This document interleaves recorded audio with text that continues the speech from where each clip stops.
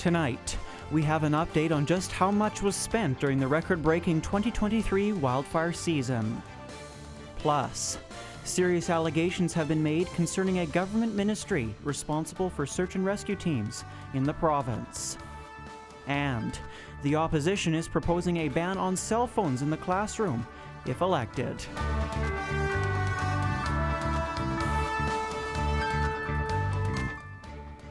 Good evening and welcome to the CKPG News at 5. I'm Adam Burles.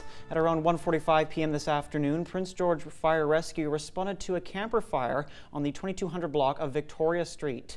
The fire occurred in the backyard of the house, with one neighbor telling CKPG News that the trailer exploded with flames reaching about 10 feet in height. Multiple firefighters arrived on scene to quickly douse the flames, which destroyed the camper. No word on what caused the fire or if anyone was injured. Updates will occur when more information is released. Prince George RCMP is currently out on the 4100 block of Wagon Trail Road for an ongoing police incident. Corporal Jennifer Cooper says that it is a dynamic event and that they are asking the members of the public to stay out of the area to give police officers space to conduct this investigation safely. Several of the surrounding residences have been evacuated to help ensure public safety. More information may be released as it comes available. And one person is dead after a violent home invasion and attempted robbery in Quesnel. Quesnel RCMP say it happened just after 5:30 p.m. Friday at a residence in West Quesnel. Police say the person responsible for the home invasion attempted to rob the homeowner, which led to a violent encounter, leaving the intruder dead. RCMP are calling it an isolated incident and say there does not appear to be any further risk to the public. The investigation is ongoing, with police working to confirm the details of the reported incident and the suspect's actions leading up to the event. Anyone with information is asked to call the Quesnel RCMP. It was another successful year for Northern BC Crime Stoppers. The nonprofit says they received over 1,000 tips in 2023, leading to the recovery of $170,000 in stolen property, over $23,000 in seized drugs, and over $20,000 in recovered cash. You can submit a tip at 1-800-222-TIPS or by sending them a text through their website at www.northernbccrimestoppers.ca. Northern BC Crime Stoppers now serves over 30 communities across Northern BC by taking tips north to the Yukon border, south to Williams Lake, west to Terrace, and east to the Alberta border. The last wildfire season will be down in the history books as the most destructive in British Columbia. 6 people lost their lives and more than 2.84 million hectares of forest and land were burned. Most of the area burned was in the Prince George Fire Centre, and Dave Branco has additional information regarding the amount spent on firefighting efforts. In terms of fire behavior, according to the BC Wildfire Service, they saw significant activity in the fires across the province. One of the largest fires was in the Prince George Fire Centre. The Donny Creek wildfire exceeded the previous largest fire size on record and became the largest fire in history. So we saw just under 2.3 million hectares burn across the Prince George Fire Centre. I guess important to note that the Prince George Fire Centre does encompass about 33.5 million hectares. So while it is a large number of hectares burned, it is just a fraction of what we do have in our kind of jurisdiction. Provincially, though, we saw about 2.8 million hectares burned. So we had the large majority of fires and hectares burned. The fire season started in the Prince George Fire Centre around April 1st, an entire month earlier than usual, and continued into October. Authorities spent a record-breaking amount on firefighting efforts in the Prince George Fire Centre, which was 20% of what the province spent. For the Prince George Fire Centre, our estimated costs for the 2023 fire season are about $172 million, and that's of about $817 million provincially. So those costs actually include everything that's related to fire suppression, so that's from personnel to aviation resources, including retardant, and any kind of heavy equipment rentals that we need, and that was spent on our 672 fires in the Prince George Fire Centre that we saw burn just under 2.3 million hectares. Several interagencies from Canada and from around the world supported the Prince George Fire Centre. While we are experiencing winter, the BC wildfires continue to monitor for holdover fires. So when we're looking at holdover fires that we see in the spring, those are typically fires that were ignited in the previous season. That can be because of those high drought conditions that we've been experiencing, and fire will actually travel underground into root systems and smolder over the winter, insulated by snow and the frozen ground. Of the 2,245 wildfires, 72% were caused by nature, and the humans caused 25%. For the remaining 3% of the wildfires, the causes are undetermined. Dave Branco, CKPG News. A document was sent out from BC search and rescue leaders to Premier David Eby about many concerns the members have had with emergency management and climate readiness in their conduct and behaviours towards BC SAR volunteers. Many issues in the document were revolved around misuse of authority, bullying, threats, sexism and intimidation. Former Search and Rescue CEO Dwight Yoakam says there have been several incidents of threats to remove funding, as well as finding extreme safety concerns when they weren't supposed to. When we confronted EMCR, their response was they were more concerned about the fact that we found out about it than they were about the results of the audit themselves. They had hid it from BCSAR for a number of years. And that was such an unusual and concerning response. We basically had to force EMCR to agree to work with us, our Health and Safety Committee, our Aviation Committee, Air Support Committee, to draft some guidance for that capability. That was in June, and EMCR agreed to it. They promised they would help. Oh, we're going to hire someone.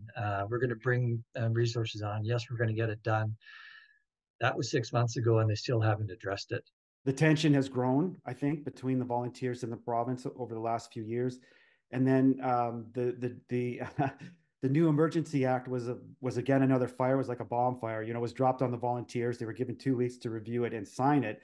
And the signing was, if you don't sign it, you can no longer respond within your community. You would become untaskable. And that created a big backlash within the volunteer community. Is, you know, we want to serve our community. We don't want to be put in that spot, but we want to know what we're signing and what we're giving up. And that was the big most latest fire that BC Sarah tried to, you know, smooth over, but the volunteers were not happy about that. And George Heyman, Acting Minister of EMCR and Minister of Environment and Climate Change Strategy, released a statement today saying, "The concerns raised in this letter are very troubling, and I intend to meet with the BC Search and Rescue Association this month to discuss and address these concerns. Additionally, we are actively working to strengthen our collaboration with the BC ground search and rescue groups to ensure they have all the support they need in their life-saving efforts." Last Thursday, Quesnel RCMP responded to a collision that claimed the life of its driver. The crash occurred on January 4th at 8 p.m. Police responded to a single vehicle collision on Highway 97 near Fridlington Road outside of Marguerite. An SUV was traveling northbound when it crossed the center line into the southbound ditch, causing it to roll over. The 43-year-old man, who was the sole occupant of the vehicle, was found deceased. Have those shovels and snowblowers handy. Environment Canada has issued a snowfall warning for Prince George, Quesnel and Vanderhoof.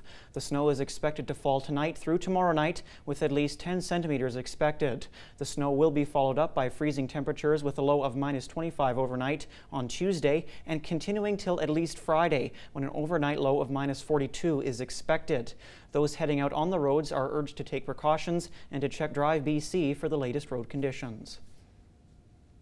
Yeah, we've had a very extended period of warm weather in Prince George. In December, actually, all of that month was very warm, and we had rain on snow just before the holidays, very mild weather throughout the holidays as well. And again, it would be the influence of the El Nino this year, which is essentially pushing the storm track further to our south into California and parts of Texas. And all the storms have been avoiding Prince George, northern British Columbia. We've had storms go to Alaska, bring some warm air into our area. So that's why over the past month or so, we've really not suffered the cold weather we would typically experience in Prince George in December into early January. With BC students returning to schools after the winter break, Kevin Falcon and the BC United Party are pledging to ban cell phone use in K-12 classrooms. Falcon says that despite mounting evidence highlighting the negative impacts of cell phone use in classrooms, increasing concerns from parents and teachers, and other provinces like Quebec taking the lead, the Premier has failed to act. Falcon said that BC is seeing a decrease in literacy rates and education outcomes in math and English, and says that something needs to be done to make sure that students are focused on studies, not screens. BC United says they have committed to funding for lockers for cell phone storage during instructional hours in all K-12 schools that currently lack secure storage capabilities. Tonight is the first council meeting of 2024, and to discuss the packed agenda tonight, we bring in Cheryl Jen. Cheryl, thank you very much for joining us. Thank you. So, yeah, like I just mentioned, it's going to be a very lively, packed agenda. Where do we start tonight?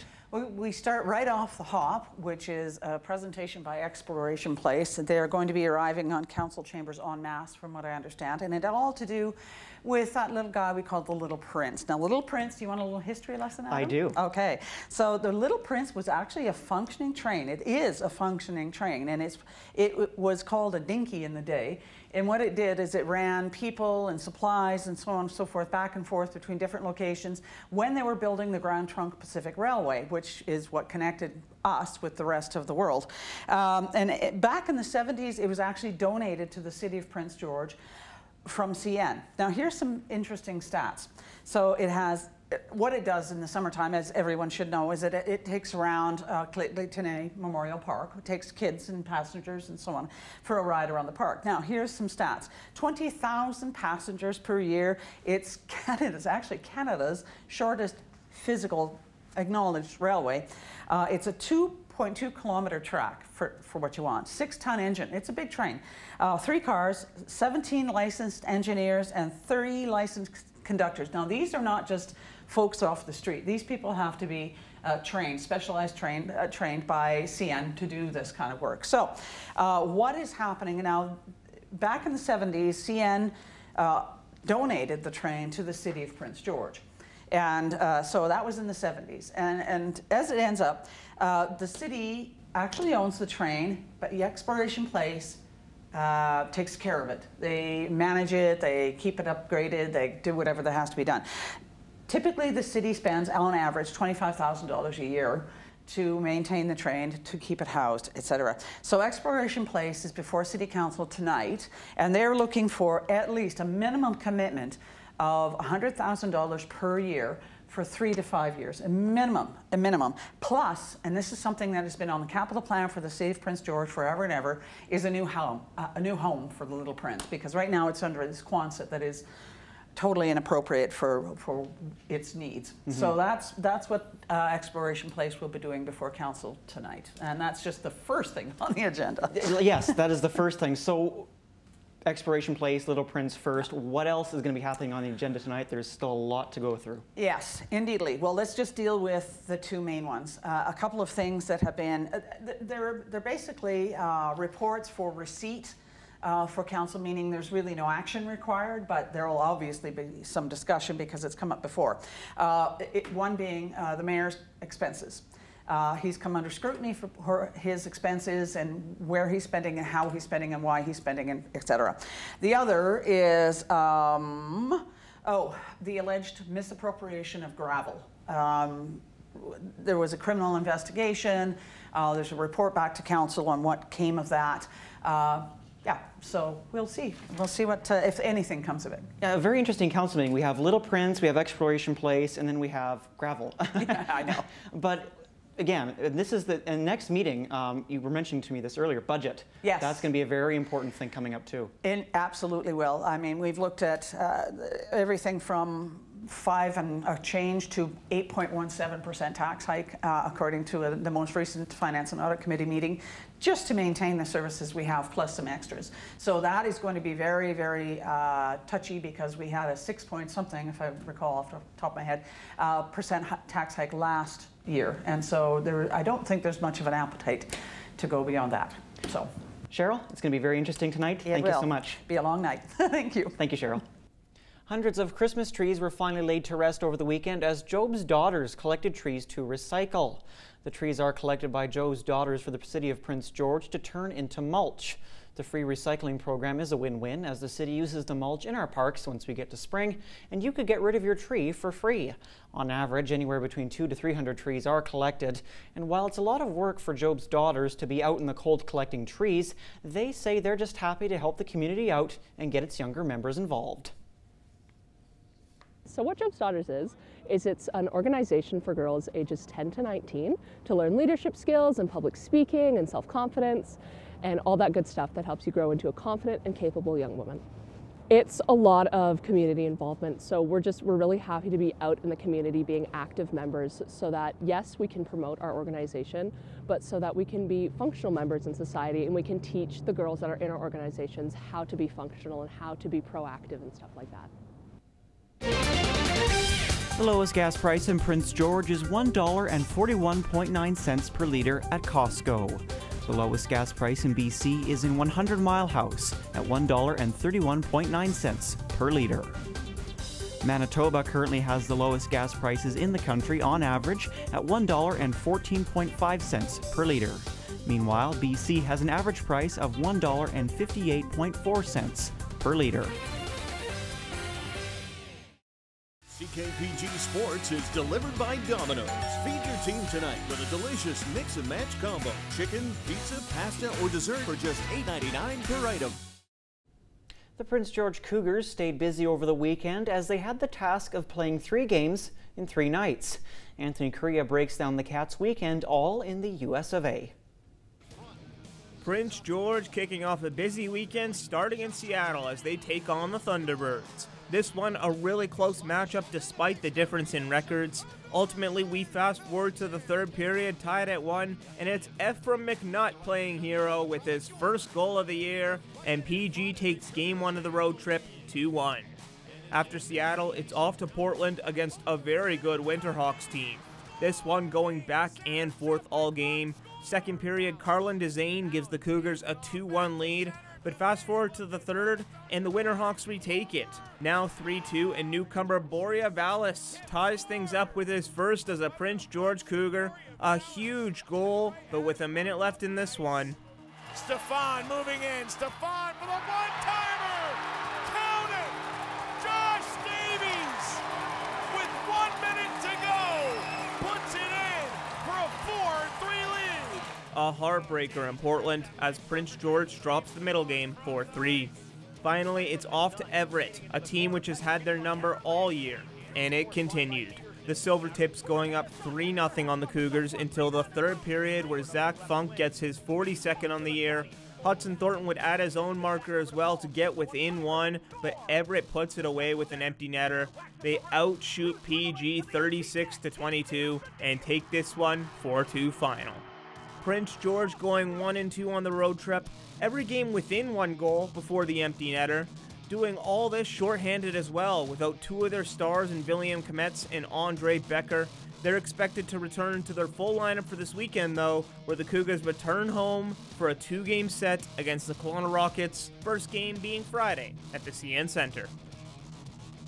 The Prince George Spruce Kings were also in action this past weekend, and unlike the Cougars, their games took place on home ice as they welcomed the Penticton Vees to town. The first game between the two teams was something incredible as the Spruce Kings took it to the team that sits first in the BCHL. They score 7 straight goals, including 2 from Alexi Cornwallier and Kazumo Sasaki. 2 in the first period and 5 in the second. They would give up a couple in the 3rd period, but Prince George would come out of the first game with a 7-4 victory.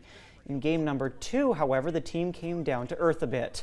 After a 4-goal first period, both teams remained scoreless the rest of the way. Penticton coming out victorious with a 3-1 victory. The Spruce Kings improved their record to 11-17-3-0 after the 2-game series and will hit the road this upcoming weekend, starting with Chilliwack on Friday. The TSX is up 137 points to close at 21,074. The Dow Jones is up 217 points to close at 37,683. And CN Rail went down 99 cents to close at $167.25. Good evening again, everyone. We are looking at snow, and that is going to be the story of our weather going into tonight and tomorrow, at least for half of the day tomorrow as well. And then after that, it's the cold temperatures that will take over. So here's our satellite map looking back at the day. Again, mainly cloudy out there for the most part. But yes, it is a pretty intense low pressure system. This frontal wave and low pressure system all mixed together, creating lots of instability across the province. So here's the future cast. See how it quickly pushes out on Wednesday. So we are going to be left with actually some sunshine with the extreme cold temperatures that are on the way. So again, real precipitation accumulating, and then we're going to see the Arctic air really punch down, and that's going to be something that takes hold of the province for really the remainder of the week and into the weekend as well. Extreme cold temperatures on the way, but still dealing with some snow tonight and into tomorrow, and then tapering off a little bit through the afternoon hours, and then looking at just a chance of precipitation tomorrow later into the day. Temperature will fall, though. We're saying -5, but again, this is going to fall as the day goes on and we start to see that Arctic air really settling in. It is cold up in Fort St. John. Yes, snow tonight and tomorrow. Down through the southern interior as well, and the Okanagan, and many areas there have warnings in place. We have a snowfall warning in place here in Prince George as well. And down through the coast, it's really wet. Not really seeing too much in the way of snow just yet, although that's expected later as it gets a bit cooler down there. So across our region tomorrow, our broadcast region, it looks pretty wintry, that's for sure. -4 Vanderhoof, we'll see snow falling in Burns Lake, -5 down through Quesnel as well, -2, and much colder as we go up to Mackenzie, sitting at -11 for a daytime high. Snapshot of the country, and we are going to see very cold weather, already seeing very cold weather in many parts of the country as we go further east. -13 in Winnipeg. We know much of Ottawa is really cold right now. Montreal -2 and snow falling tomorrow. Snow down through Toronto as well. And if you want to go back over to this side, yes, Edmonton -14. So real wintry weather setting in as we move through the month of January. We will get the sunshine, though. That's kind of the trade-off with these extreme temperatures going into the remainder of the week. So we will have lots of sunny sky, but of course that's making things even colder. But Arctic air, everywhere you look, it is going to really take hold. And look at the temperatures, very, very extreme, especially through the overnight lows. Burns Lake down to -38 on Thursday night. And again, temperatures into -23, 24 degrees is what we're looking at. So lots of snow and then the cold. Tonight you're seeing the snow falling, and that will be into a little bit of tomorrow, mostly the early half of the day. Mackenzie, centimeters accumulating tonight and tomorrow. Highs of -11 tomorrow, so still very cool there, but nothing like you're about to see, and this is it. Friday, -27 degrees, so very cold weather into the mid-30s as well for the overnight lows, -33, -34. McBride looking at -9 overnight tonight, 5 to 10 centimeters accumulating tonight, another 3 to 6 tomorrow, and then we start to see the Arctic air take hold going forward. Quesnel, lots of snow tonight and tomorrow, and then it's very cold, -22 degrees for Thursday, Friday. Lots of sunny sky, though. We'll welcome back the sunshine later into the week, but certainly we will need to bundle up. It is going to be extremely cold in Prince George going forward, -6 for tonight and into tomorrow. We're anticipating still that snow tonight and into the early half of tomorrow. Again, these temperatures are going to feel a lot colder just because of how mild we've been, but still something to take note. CKPG Sports is delivered by Domino's. Feed your team tonight with a delicious mix-and-match combo. Chicken, pizza, pasta, or dessert for just $8.99 per item. Timberwolves basketball returned for the new year as UNBC welcomed the Lethbridge Pronghorns to the Northern Sports Centre. We start with women's basketball, where a great Pronghorn team that's won its last 6 straight entered the building and came away with 2 more wins. Victoria Filatova shined in the first game, picking up 17 points for the Timberwolves, but it wasn't enough as they fell 82-62. Saturday was a similar result for UNBC with an 81-48 loss. With that, it drops them to a 2-8 record, with a date upcoming with the Regina Cougars on the road. For the men, they look to continue their great start to the year, but it would be Lethbridge upsetting them while keeping both games extremely close, despite having a winless record coming into this weekend. With the split, UNBC sits at 6-4 and will look to get back on track next weekend. Who doesn't love game-changing plays? Whether it's an NBA legend showing they still got it, a last-minute goal, or a huge momentum swing in a high-stakes game, we have it all in tonight's CKP3.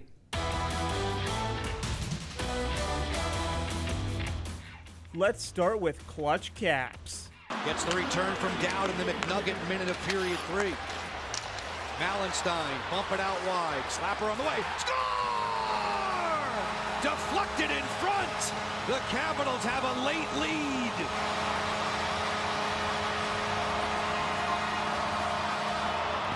John Carlson lets a shot go through traffic, which in turn deflects and heads into the net, all with under a minute to go, and the Capitals get a big win over the Kings. Next, King James. AD, LeBron, train down the track. Look out! Blocking foul. That's a three-point attempt. Look out below!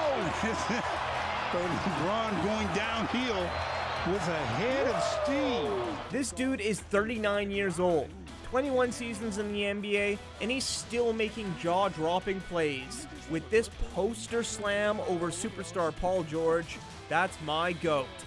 Finally, a punt return for the ages. Back-to-back possessions, Jake Bailey with a big punt. Sends Deontay Hardy all the way back to the 5. Has some space, takes up, look out, Hardy! Gets a block downfield! Hardy's gonna go! He's in midfield! Nobody's gonna catch him! Deontay Hardy, 95 yards! The Buffalo Bills had nothing going until this moment. Dead in the water, but Deontay Hardy changes that with this 95-yard punt return touchdown as the Bills win the game, the division, and top spot in tonight's CKP3. Hello from the CKPG Today side. Yeah, new year, same wave. I'm not changing the wave, just in case you're wondering. But anyways, we got a great show coming up. Our first new show of the new year. And boy, am I excited to show you guys this. It's going to be great. We are heading to the exploration place today to talk to a skink. What's a skink? Well, it's a lizard. This one, it's got a blue tongue. So you can get the kids in front of the TV for this one. A blue-tongued lizard going to be on the show today. The only time I've ever had a blue tongue is after a ring pop. So to have a blue tongue permanently, cool feature. Cool lizard as well. We'll throw it back to you on the other side of the studio. Thanks, Caden. I don't think CKPG today would be the same if you didn't have the wave in there, so keep at it. The Omineeka Arts Center welcomed its newest artist in residence for January over the weekend. Tommy Osborne visited the gallery to check out the art and introduce us to the artist. Izzy is the Omineeka Arts Center's first artist in residence for 2024. His display officially opened over the weekend, which features highly detail-oriented pencil work, which he describes as surreal, with horror and fantasy influences. I lean towards, or I guess in terms of medium, I lean towards very stark sort of black and white graphite pen sort of works, trying to get that sort of almost technical drawing feeling to them. Having drawn for most of his life, art has always been a key part of Izzy's life, and his strong interest in fantasy has greatly shaped the way he approaches his work. Growing up reading novels like Lord of the Rings and Dune, he says art to him is a way to get lost in his own fantasy worlds and ideas of what could be. I'll generally put on music and sort of let the rest of the world go and focus completely on the page. And I mean, I've worked often very small with a lot of these pieces, so I'm very focused in on a very small little space in the world. As the artist in residence, Izzy will be in the studio several days a week working away, so if you drop in, you can meet him and learn more about him and his art. On January 14th, he will be holding a workshop called An Introduction to Surrealist Art. And he says everyone is welcome, as you don't have to have any prior art experience to still enjoy the workshop. I think it'll be a very opening collaborative experience, and I think, though a lot of people say otherwise, they say they have no artistic talent, no musical talent, no visual talent, whatever. I think we all have, as humans, we all have that drive for artistic creation in one way, shape, or form, and being in a space that's open to that and supportive of that, and trying to bring that out in people, I think that's a very valuable sort of thing to do and just fun. If you'd like to see Izzy's art for yourself, you can visit the Omineeka Arts Center this month, as his gallery will be displayed throughout all of January. Tommy Osborne, CKPG News. All right, that's all the time we have tonight. Thank you so much for joining us. Tonight, your last look is a crystal at the Exploration Place. Thank you again for watching, and we'll see you tomorrow.